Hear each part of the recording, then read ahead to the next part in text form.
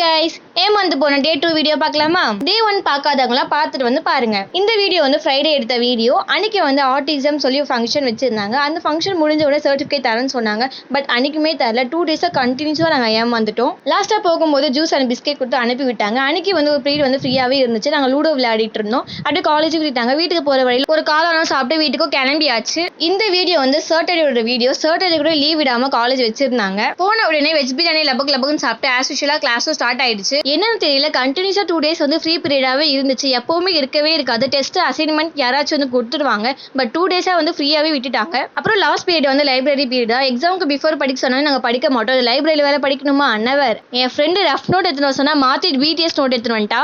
என் friend BDS பைத்தியம்னு சொல்லி எனக்கு ஆல்ரெடி தெரியும். ஆனா இவ்வளவு பைத்தியமா இருப்பான்னு சொல்லி நினைச்சு கூட பார்க்கல. நோட்டு ஃபுல்லா பிடிஎஸ் பிக்சராவே ஒட்டி வச்சிருந்தா. நீங்களும் பிடிஎஸ் ஃபேனா? மறக்காம கமெண்ட் செக்ஷன்ல பர்பிள் ஹார்ட் கமெண்ட் பண்ணுங்க. பாப்போம் எத்தனை பேர் பிடிஎஸ் ஃபேன் அப்படின்னு. 2 டேஸ் வீடியோ வந்து ஒன்னாவே ஃபோர்ஸ் பண்ணிட்டேன் டைம் இல்லாதனால. Bye guys.